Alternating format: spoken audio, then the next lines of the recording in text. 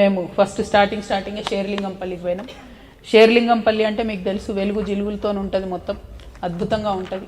9,000 కోట్లతోని BRS ప్రభుత్వ హయాంలో 650 కోట్లతోని కాంగ్రెస్ హయాంలో నియోజకవర్గాన్ని అభివృద్ధి చేసిన అని అక్కడ స్థానిక ఎమ్మెల్యే గాంధీ గారు చెప్పుకుంటూ ఉంటారు.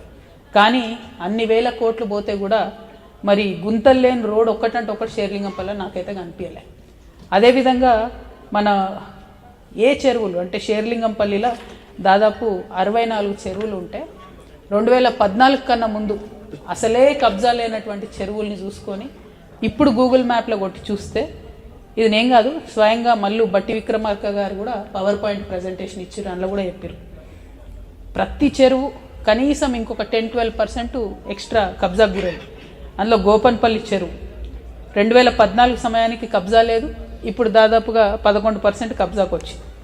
గచ్చిబౌలి పెద్ద చెరువు అది కూడా అంతే, 41 ఎకరాలలో ఉంటుంది, భయంకరంగా 12% పైపడి కబ్జాకు గురైంది. ఖానామెట్లో మరో చెరువు, గోపన్పల్లిలో చిన్న చెరువు, చందానగర్లోని లింగకుంట, మియాపూర్లో గురునాథం చెరువు, మదీనాగూడలో ఈర్ల చెరువు. ఈ పేర్లు ఎందుకు చెప్తున్నా అంటే అక్కడ లోకల్ వాళ్ళు ఇచ్చినాయి చెప్తున్నా నేను. ప్రతి చోట కూడా కబ్జా ఉంది. మరి కబ్జా ఉంది ఒక పక్క, ఇంకొక పక్కనేమో డెవలప్మెంట్ ఇష్యూస్. అంటే ఇదే లింగంపల్లి ఎక్కడైతే చెరువు కబ్జా అయిందో అక్కడ అండర్ బ్రిడ్జ్ చేస్తామని చెప్పి 12 ఏళ్ళు దాటిపోయింది, ఇంతవరకు కనీసం మాట కూడా మాట్లాడతలేరు. మాదాపూర్లో అయ్యప్ప సొసైటీలో అభివృద్ధి పని నామమాత్రంగా కూడా జరగలేదు. మియాపూర్లో అది నిన్న మేము పోయినాం ఒక కాలనీకి, ఎంత దారుణంగా ఉందంటే అసలు హైదరాబాద్లో ఉన్నామో అడవులు ఉన్నామో అర్థం కాని పరిస్థితి. దానికి ఒక శ్మశాన వాటిక ఉందని, అంటే ఎంత గమ్మత్తుందంటే ఒక శ్మశాన వాటిక ఉంది. అంతకుముందు వైకుంఠధామం ప్రోగ్రాం పెట్టారు బీఆర్ఎస్ గవర్నమెంట్, 2 సార్లు నిధులు వచ్చినాయి దానికి, ఆల్రెడీ 10 లక్షలు 2 సార్లు శిలాఫలకాలు ఉన్నాయి. కానీ పిఏ నగర్లో 2 సార్లు బిల్లులు వచ్చినాయి, కానీ కనీసం కాంపౌండ్ వాళ్ళు కూడా కాలేదు. ఇప్పటికి కూడా పాములు ఇళ్లలోకి వస్తున్నాయి. హైదరాబాద్లో పాములు వస్తున్నాయంటే అసలు వెరైటీ అనిపించింది నాకు. పైగా రోడ్లు చూస్తే చాలా భయంకరమైన పరిస్థితి. పిఏ నగర్, హెచ్ఎంటీ నగర్ ఈ రెండిట్లో కూడా ఇదే పరిస్థితి ఉన్నది, చాలా ఘోరంగా ఉన్నది.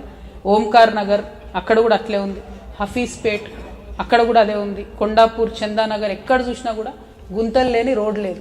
అంటే ఎందుకంటున్నా అంటే 10,000 కోట్లు పెట్టినా కూడా గుంతలు లేని రోడ్డు లేకుండా ఒకటే నియోజకవర్గంలో, పెద్ద నియోజకవర్గం నేను కాదంటలేదు, కానీ జరగలేదు. కాబట్టి దాని మీద ఏం చేయాలన్నది ఒకటి ఆలోచన చేయాలి.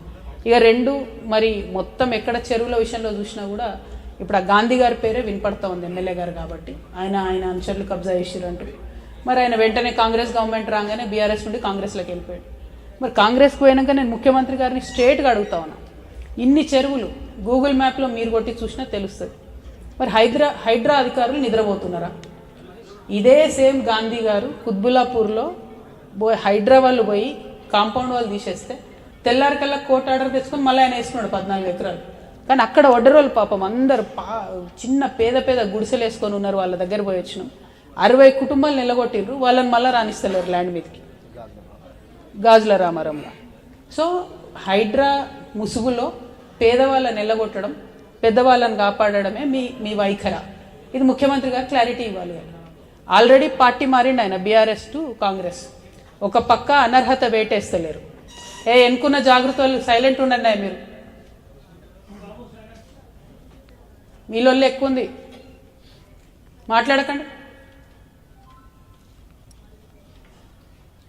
మరి ఇన్ని ఎగ్జాంపుల్స్ చెప్పిన నేను, మీకు చెరువుల పేర్లతో సహా చెప్పిన. కనీసం ముఖ్యమంత్రి గారు ఎందుకు చూస్తలేరు? హైడ్రా అధికారులు నిద్రపోతున్నారా? రంగనాథ్ గారు వాట్సాప్లో కూడా అవైలబుల్ ఉంటారేమో. మరి ఖచ్చితంగా జాగృతి నుండి లోకల్ షేర్లింగంపల్లి నియోజకవర్గంలో ఇవన్నీ తీసుకుపోయిస్తాం. హైడ్రా ఎంతగానో పనిచేస్తుందో ఖచ్చితంగా అప్పుడు చూద్దాం.